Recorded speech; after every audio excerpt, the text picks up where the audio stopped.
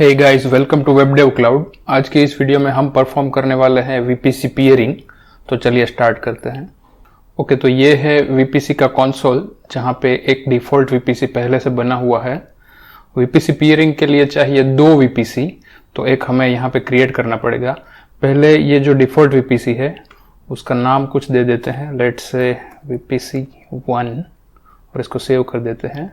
और नया वीपीसी यहाँ से क्रिएट वीपीसी बटन में से क्लिक करके यहाँ पे विजार्ड है जहाँ से वीपीसी, सबनेट और राउट टेबल सब ऑटोमेटिकली क्रिएट हो जाता है। तो हम वो ऑप्शन सिलेक्ट करेंगे क्योंकि हमें सिर्फ वीपीसी नहीं चाहिए, उसके अंदर फिर फर्दर हम रिसोर्सेस भी क्रिएट करेंगे जैसे कि EC2 इंस्टेंस। तो इसके लिए सिलेक्ट करते हैं वीपीसी एंड मोर। तो यहाँ पे एक डायग्राम जैसा दिखेगा, वो हम बेसिकली यहाँ से चेंज कर सकेंगे। तो यहाँ पे नाम दे देते हैं, let's keep it auto generate for now. और यहाँ पे सेटिंग में से देखते हैं नंबर ऑफ अवेलेबिलिटी जोन। तो फिलहाल के लिए हमें एक अवेलेबिलिटी जोन ही चाहिए, तो single availability zone. Number of public subnet, तो एक पब्लिक सबनेट चाहिए क्योंकि ये कंपलसरी है। प्राइवेट सबनेट हमें अभी नहीं चाहिए तो ये 0 कर देते हैं। और नेट गेटवे भी नहीं चाहिए क्योंकि प्राइवेट सबनेट नहीं लिया तो नेट गेटवे की ज़रूरत नहीं है। वीपीसी एंड पॉइंट भी नहीं चाहिए तो नन सिलेक्ट कर लेते हैं। यहाँ पे इनेबल डीएनएस होस्ट नेम और रिजोल्यूशन चेक रखते हैं। और एडिशनल टैग्स अभी के लिए कुछ भी नहीं, तो यहाँ से क्रिएट कर लेते हैं वीपीसी। तो बेसिकली ये क्या होगा कि ये पूरा विजार्ड है वो वीपीसी, उसके अंदर एक पब्लिक सबनेट, उसके अंदर एक राउट टेबल और उसके अंदर नेटवर्क कनेक्शन में IGW यानी कि इंटरनेट गेटवे, ये सब विजार्ड के थ्रू क्रिएट कर देगा। तो यहाँ से क्लिक कर लेते हैं क्रिएट वीपीसी, यहाँ से चेक कर लेते हैं। तो हमारा वीपीसी क्रिएट हो गया है। यहाँ पे लिस्ट में जाके देख लेते हैं। दूसरे वीपीसी का नाम ऑटोमेटिकली प्रोजेक्ट डैश वीपीसी है, जो कि हम चेंज करके VPC-2 कर देते हैं। ये वीपीसी के साथ जो सबनेट राउट टेबल क्रिएट हुए वो भी चेक कर लेते हैं। सबनेट्स, तो ये 3 सबनेट है वो डिफॉल्ट वीपीसी के हैं, और ये जो लास्ट में जो सबनेट दिख रहा है वो हमारे विजार्ड के थ्रू क्रिएट हुए वीपीसी का है। तो इसका नाम चेंज कर देते हैं, VPC2 पब्लिक सबनेट। सेव, और फर्दर जाते हैं राउट टेबल में। तो ये है हमारा राउट टेबल जो कि विजार्ड के थ्रू क्रिएट हुआ है। एक और राउट टेबल क्रिएट हुआ है जो कि डिफॉल्ट राउट टेबल है, उसमें हमें कुछ भी चेंज नहीं करना है। तो इसका नाम अभी चेंज करके VPC2 राउट टेबल दे देते हैं, RT let's say, and save. VPC2 के साथ जो भी रिसोर्सेज, सबनेट, राउट टेबल्स एटसेट्रा क्रिएट हुए थे उनको हमने प्रॉपर रीनेम कर दिया है। तो अभी चेक करते हैं पियरिंग कनेक्शन। तो यहाँ पे लेफ्ट में यहाँ पे एक लिंक है पियरिंग कनेक्शन, वहां पे क्लिक करना है। यहाँ पे लिस्ट खाली है, नो पियरिंग कनेक्शन फाउंड दिखा रहा है क्योंकि कोई भी वीपीसी पियरिंग में नहीं है। तो यहाँ से एक पियरिंग कनेक्शन क्रिएट करते हैं, क्रिएट पियरिंग कनेक्शन। कनेक्शन का नाम दे देते हैं डेमो कनेक्शन। और यहाँ पे कौन से वीपीसी से हमें रिक्वेस्ट करनी है, तो कोई भी एक वीपीसी सिलेक्ट कर लेते हैं। लेट्स से डिफॉल्ट वीपीसी से रिक्वेस्ट करनी है कि वो VPC2 से कनेक्ट कर सके। तो हमें यहाँ पे VPC1 स्पेसिफाई कर दिया है ड्रॉप डाउन से। नीचे एक ऑप्शन है select another VPC to peer with. तो इसका कनेक्शन हमें कौन से वीपीसी के साथ करना है वो हमें चूज करना है, और वो वीपीसी हमारे अकाउंट में है या किसी और के अकाउंट में वो भी हमें यहाँ से स्पेसिफाई करना है। तो फिलहाल के लिए दूसरा वीपीसी भी हमारे ही अकाउंट में है, तो यहाँ पे चूज करना है माई अकाउंट। रीजन भी सेम ही है, US ईस्ट 2, दोनों सेम ही रीजन में है। अगर अनदर रीजन में है तो यहाँ से अनदर रीजन सिलेक्ट करना है।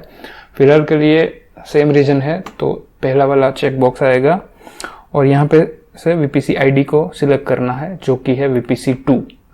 तो ये बेसिकली क्या करेगा कि VPC1 के थ्रू VPC2 को रिक्वेस्ट सेंड करेगा पियरिंग कनेक्शन के लिए।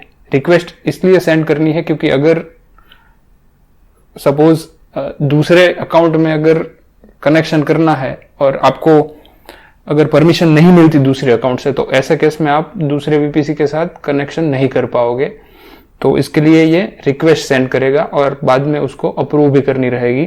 तो यहाँ से चेक कर लेते हैं, यहाँ से VPC1 की रिक्वेस्ट जाएगी VPC2 को और नाम है डेमो कनेक्शन, तो यहाँ से जाके क्रिएट कर लेते हैं। ओके, अभी हमारा VPC पीयरिंग कनेक्शन क्रिएट हो चुका है। तो यहाँ पे से जाके हमें लिस्ट में दिखाएगा जो कि अभी पेंडिंग एक्सेप्टेंस स्टेट में है। तो जैसे ही हम यहाँ पे जाएंगे एक्शन में, ये सिलेक्ट करके यहाँ पे एक्सेप्ट रिक्वेस्ट दिखाएगा और यहाँ से हमें करनी है एक्सेप्ट। तो अभी ये एक्टिव स्टेट में आ चुका है, मतलब हमारे दोनों VPC है वो आपस में कनेक्ट हो चुके हैं एक प्राइवेट नेटवर्क की तरह। ये पीयरिंग कनेक्शन को टेस्ट करने के लिए हम क्या करेंगे कि दोनों ही VPC में एक एक EC2 इंस्टेंस क्रिएट कर लेंगे और दोनों ही EC2 इंस्टेंस को आपस में प्राइवेट IP पे पिंग करके चेक करेंगे कि ये दोनों एक ही नेटवर्क में है या नहीं। पब्लिक IP से पिंग अगर करेंगे तो वो पिंग मिल जाएगा क्योंकि वो इंटरनेट के थ्रू राउट करके आएगा, लेकिन अगर एक ही नेटवर्क में है ऐसा चेक करना है तो प्राइवेट IP पे अगर पिंग करेंगे और वो अगर पिंग मिलती है तो मतलब ये कंफर्म हो जाएगा कि दोनों VPC है वो कनेक्टेड है। तो चलिए दोनों ही VPC में एक एक इंस्टेंस क्रिएट कर लेते हैं। EC2 इंस्टेंस क्रिएट करने से पहले हमें दोनों VPC के राउट टेबल में क्रॉस एंट्रीज करनी है रिस्पेक्टिव VPC की। जैसे कि अगर राउट टेबल है VPC2 का तो उसमें VPC1 का जो साइडर है उसका एक राउट क्रिएट करना है। तो यहाँ से चले जाते हैं राउट टेबल्स में और यहाँ पे ये जो है वो VPC2 का राउट टेबल है। तो इसमें राउट्स पे क्लिक करके एडिट राउट्स और यहाँ पे एक राउट ऐड कर देते हैं जो कि होगा VPC1 का और वो टारगेट करेगा पीयरिंग कनेक्शन को। यहाँ से पीयरिंग कनेक्शन और यहाँ पे आ गया हमारा डेमो पीयरिंग कनेक्शन। सेव, तो ये सेव हो गया। सिमिलरली हमें पब्लिक राउट टेबल जो कि है VPC1 का ये वाला, इसमें VPC2 का जो CIDR है साइडर उसकी एंट्री करनी है। एडिट राउट्स 10 डॉट ये रहा और यहाँ पे पीयरिंग कनेक्शन और सेव चेंजेस। एक बार कंफर्म कर लेते हैं, यही साइडर है VPC2 का 10.0.0.0। ओके, क्या वही है 10.0। तो अभी इनके दोनों के राउट भी आपस में सेट हो चुके हैं। तो अभी चल के क्रिएट करते हैं EC2 instance in both the VPCs। यहाँ से मैं फास्ट फॉरवर्ड में दोनों VPC में एक एक EC2 इंस्टेंस क्रिएट कर लेता हूँ because everybody knows how to create EC2 instance.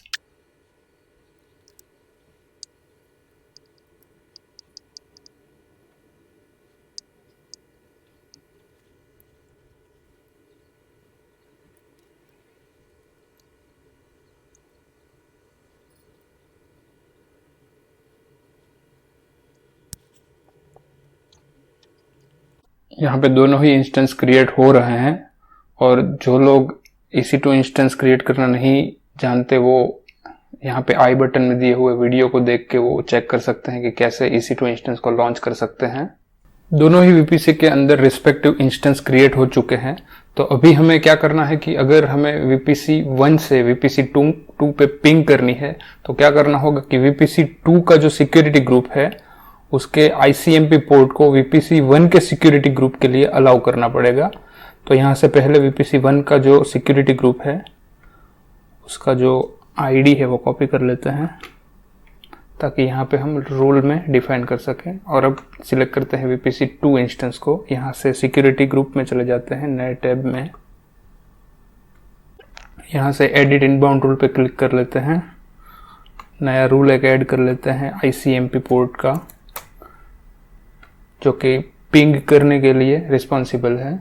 और यहाँ पे कस्टम में जाके ये सिलेक्ट कर लेते हैं जो कि EC2 इंस्टेंस VPC 1 में जो बना है उसका सिक्योरिटी ग्रुप है, और यहाँ से रूल्स को सेव कर लेते हैं। ओके, तो अभी क्या हुआ है कि VPC 1 है वो VPC 2 पे पिंग करने के लिए अलाउड है। तो अभी हमें क्या करना पड़ेगा कि VPC 1 को कनेक्ट कर लेते हैं और VPC 2 के प्राइवेट IP पे पिंग करते हैं। VPC 1 के इंस्टेंस को कनेक्ट करने के लिए इंस्टेंस को सिलेक्ट करते हैं और यहाँ से कनेक्ट बटन पे क्लिक करके ये SSH क्लाइंट में जो स्ट्रिंग है, कनेक्शन स्ट्रिंग, उसको कॉपी करके टर्मिनल में पेस्ट करते हैं जहाँ पे हमारी demo.pem पहले से ही है। एंटर।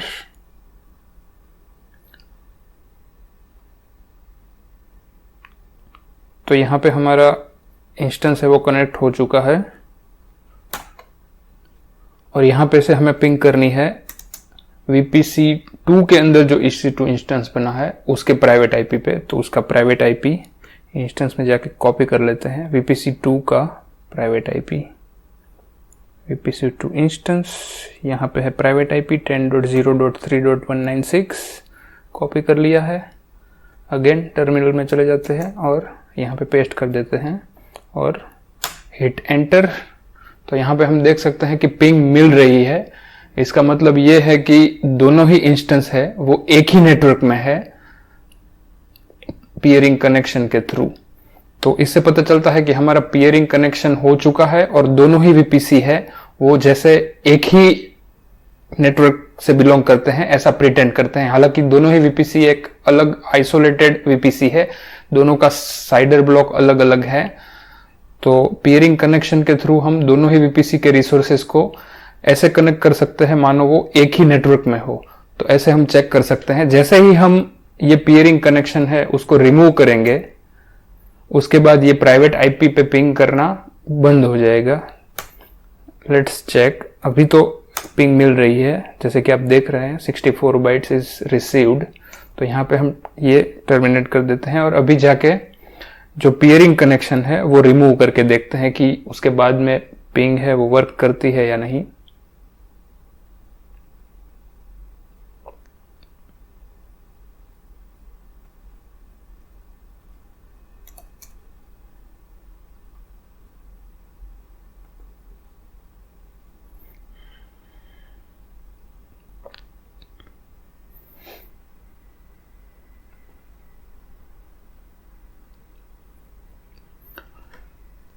यहाँ पे हम फिर से पीयरिंग कनेक्शन वाले पेज पे आ गए हैं और यहाँ से चेक करके यहाँ पे डिलीट पीयरिंग कनेक्शन पे सिलेक्ट कर लेते हैं।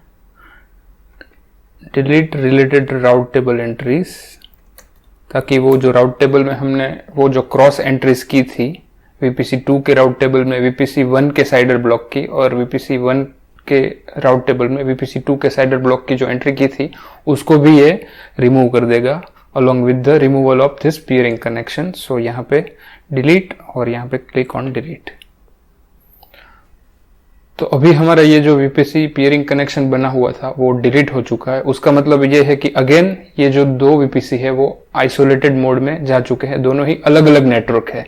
तो अभी अगर मैं यहाँ पे पिंग करने की ट्राई करूंगा तो पिंग नहीं जाएगी, वो फॉरएवर कनेक्शन के लिए वेट करता रहेगा और पिंग उसको नहीं मिलेगी, क्योंकि VPC पीयरिंग कनेक्शन जो ये दोनों इंस्टेंस के बीच में बना हुआ था वो भी एग्जिस्ट में नहीं है।